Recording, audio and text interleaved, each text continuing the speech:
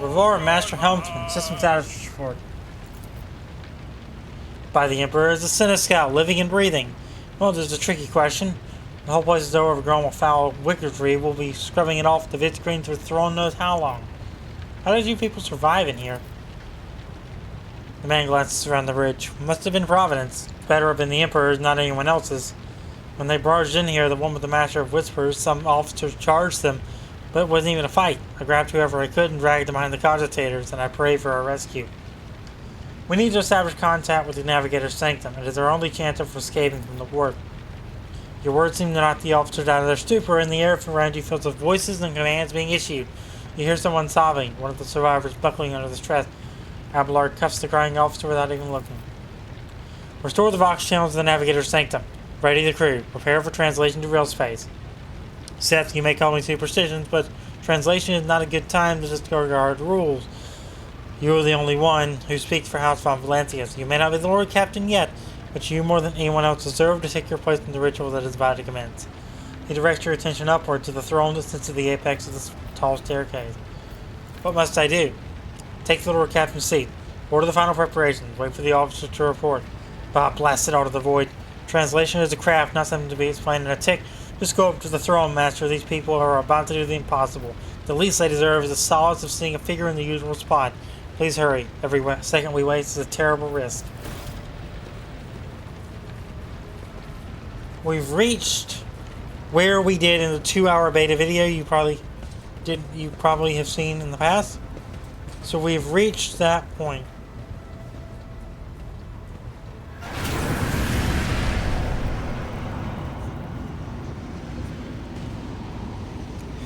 The image before you was hazy, swaying in torturous currents invisible to mortal eyes, as if whatever is beneath this thin shell is constantly changing while still remaining the same. It has taken on the guise of Theodora, but the false rogue trader's eyes reveal the entity's true, surreal nature. One of Theodora's eyes is engulfed in otherworldly fire, the other a vessel of ancient evil, pours into you.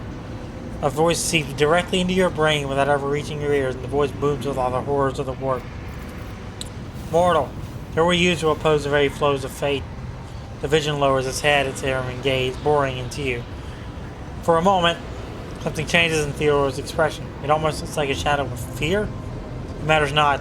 Your footfalls are an echo of the sand pouring between the scales. Your hopes and faith are my mockery.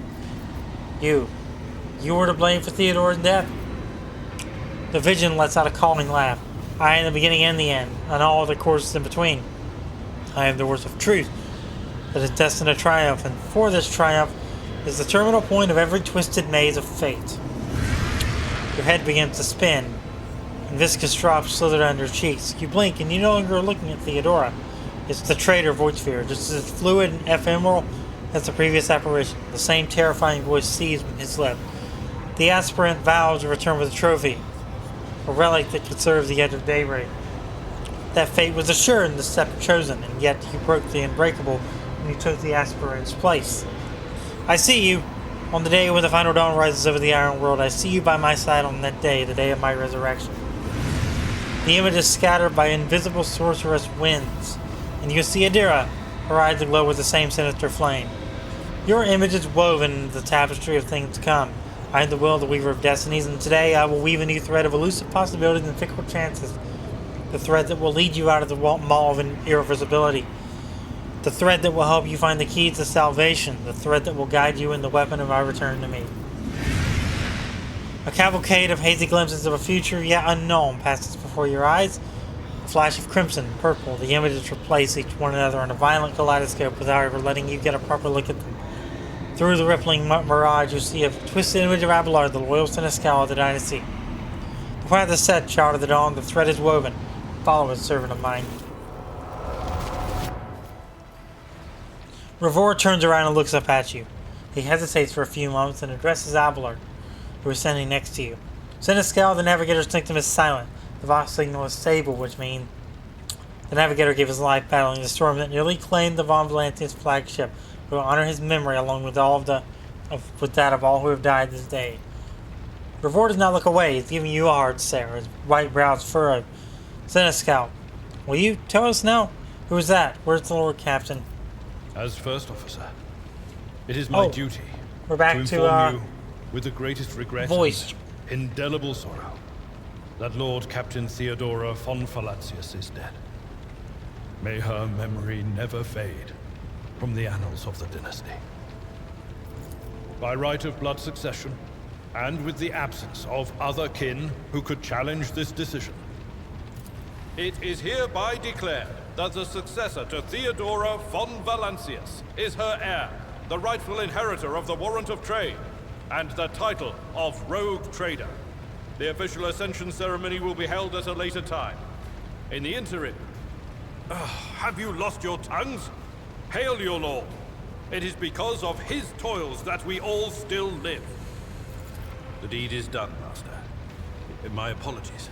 I meant to say Lord Captain. We are now Lord Captain. The treachery of the Master of Whispers was fruitless, but victory came at a great cost. Lord Captain Theodora von Valentius perished along with her heir, Edelthrad, and thousands of crew members.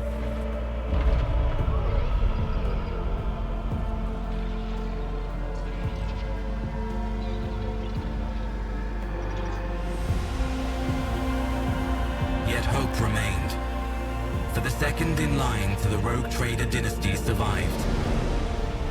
To hang the ancestral banners once again, and exact vengeance on the enemies of House von Valentius and humanity.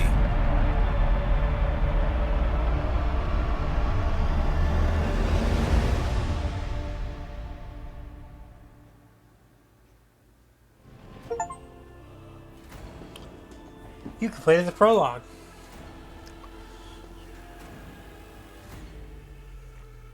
Hooray! We have completed the first part of Rogue Trader.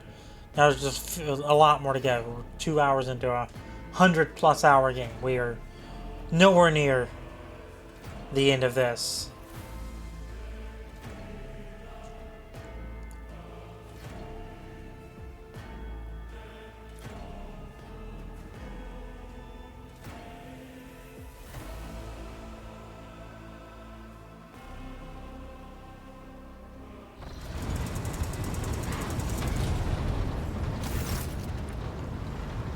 Deep shadows of weariness can be seen on Abelard's face, so the old officer's eyes are keen. They rake over you from head to toe. He frowns, mutters something, then nods to himself. Well then, your lordship. You had us worried for a few hours there, but after witnessing you fearlessly rush to the fray on deck, the only thing that surprises me is how long you stayed on your feet. Your strength only left you once the fighting was all over. Such fortitude is most admirable in a Lord Captain. You must now hold your first officer's briefing in your new role as Lord Captain.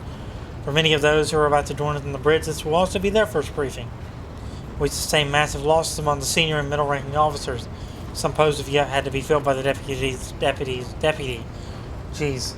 While others go unfilled entirely. And now the deck clans are deciding who will take over the leaderless crew. How did we come to lose so many officers? It appears the heretics were deliberately targeting the vessel's command. They knew exactly whom they were looking for and where they could be found, which is unsurprising given that their informant on board was their own Master of Whispers. What is on the agenda for this meeting? Reports on the condition of the ship and crew. The Lord Captain is not usually drawn away from her important affairs to attend such routine briefing, but this is a unique situation. I am still receiving updates from across the ship, and they are not encouraging. Getting this bird to fly could take a gargantuan effort, even so far as even personally negotiating with the authorities of the system we are currently in. So prepare to hear a bevy of complaints and excuses, your lordship. Take this opportunity to get a good look at the officers who work 6 decks away from the bridge, and they in turn will have the honor of beholding the facade of their Lord Captain. Have you succeeded in tracking down Voidfear? No. In all the commotion, his trail went cold. Our people are still on the hunt for him, and many mutineers who may still be skulking on the ship's many corridors, but frankly, I will not be surprised to hear that we are now one shuttle short. I am afraid that it will be some time before he answers for all that he has wrought. Wait, Abelard, there is altogether a more pressing problem. I do wish to be the Rogue Trader. I am ready to start the briefing. Summon the officers. With a gesture, Abelard relays the order to the adjutants at the far end of the magnificent chamber.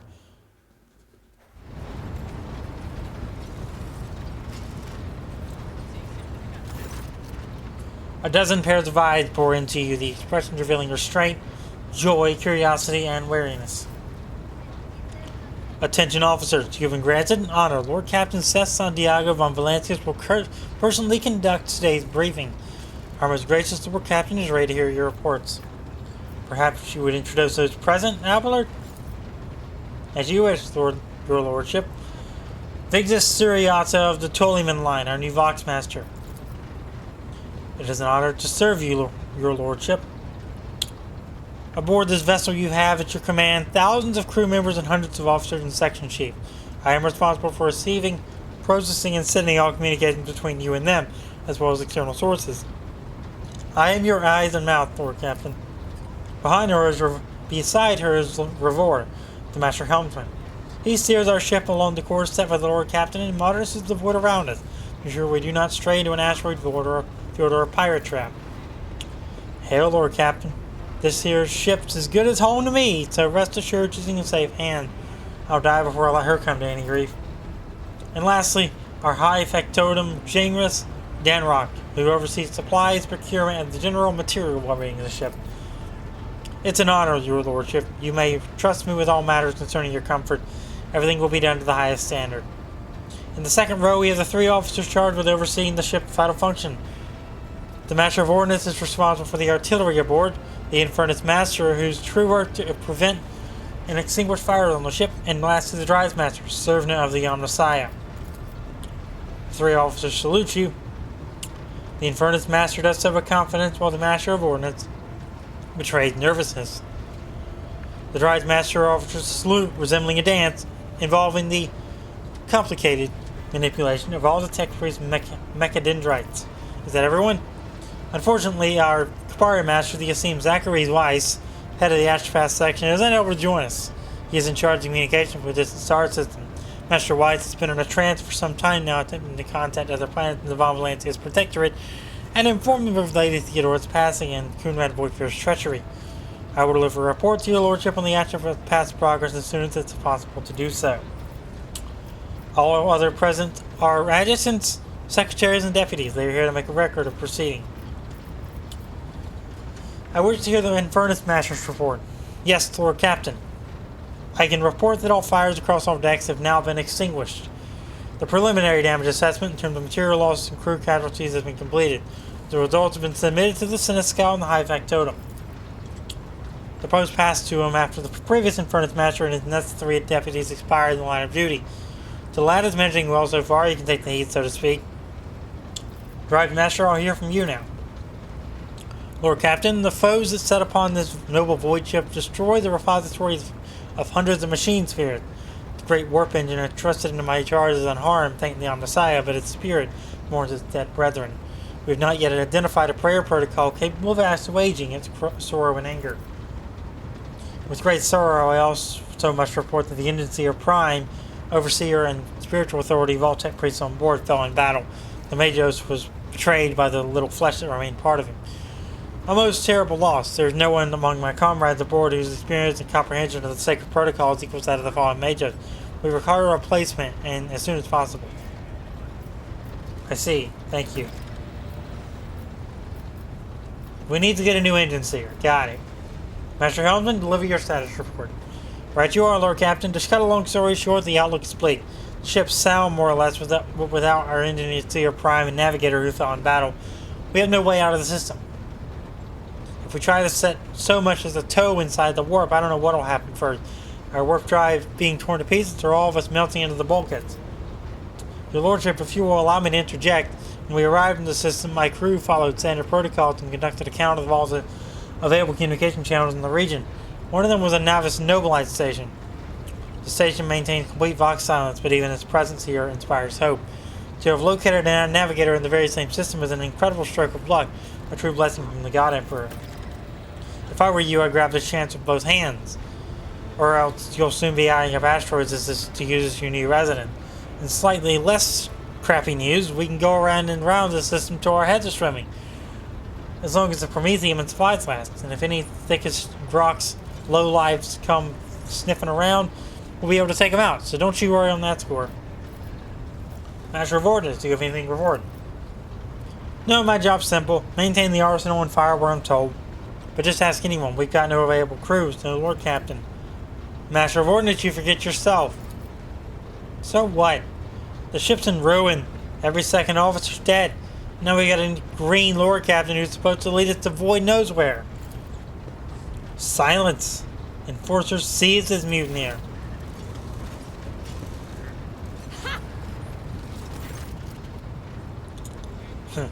If only one officer out of this whole lot has fallen to pieces, and that's not bad at all. Your Lordship, I do humbly apologize on behalf of the entire crew. What would you have us do with the Master of Ordnance, the former Master of Ordnance, I should say, besides find a replacement, that is, for we already have line one up. I'll have one lined up.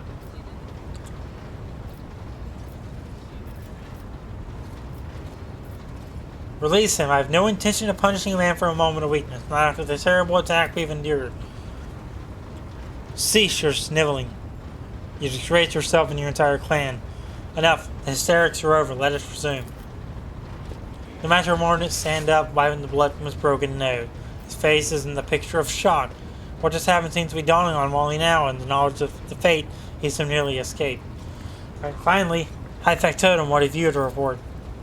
We are toiling day and night to compile a full account of the losses. The task will require next to no involvement from your Lordship. I will personally ensure that all damaged components are given into the tech priest's hand for attention and that all lost supplies are replaced. There's only one resource we cannot replenish single-handedly, and that is people. I have lost more than 2,000 crew members, and unfortunately, this number is not confined to the scum from the lower decks, which are easily replaced, but also trained professionals. We will be able to make up our losses on the nearest planet, Rykab Minoris. However, the planet, the whole system in fact, belong to the Winterscale Rogue Trader Dynasty. We cannot simply begin recruiting on the planet without first coming to an understanding with the governor. In that respect, I am powerless. Negotiations at this level are for a matter for the Rogue Trader. That will be me. Especially true given Caligo's Winterscale's penchant for us attacking first and asking questions later, I mean. And the kind of thick-skulled thugs he usually installs as governors on his planet. To summarize, we have sustained serious losses in crew members, and we have acquired a new engineer, Prime, and a navigator.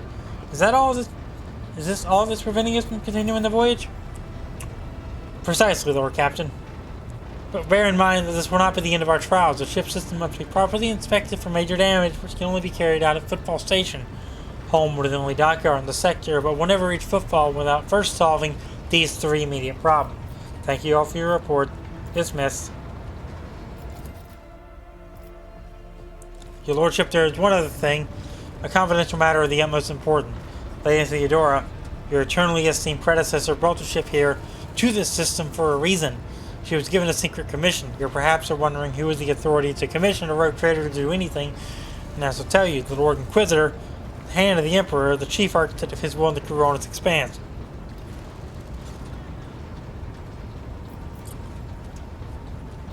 I came across a strange handwritten letter on Theodore's desk. It was signed XC. You were referring to the contents of that note, I presume? Yes, quite right. XC, Xavier Calcazar. Lady Theodora was to seek out the Lord Inquisitor's right-hand man, one Heinrich von Kallax, an interrogator, you understand. All I know is that he is somewhere in this system, that we must find him and offer him whatever assistance he requires, and then deliver him to Footfall in the Furibundus system. Finding him without any more information to go on will be difficult indeed, but an Inquisitor is an important individual. The authority in the system, either the Navis Nobilite or the Revenant of Rykab Minoris, may know something. That is all of it, your Lordship. You have a great deal of work ahead of you, but it is a mere taste of the daily burden of a rogue trader. Soon you must take up the reins of the Von Valentius Protectorate.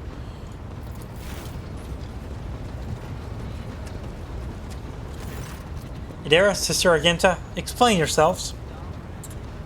The Psyker is suffering from ailment or dark madness. She insisted on seeing the rogue trader. I judged that it would be unwise to leave her unsupervised. I was also hoping to approach you with a personal request, but it can wait. Speak with me when you have time, rogue trader. Daybreak. If there's nothing else of value to report, I declare this briefing concluded. It is time to get to work.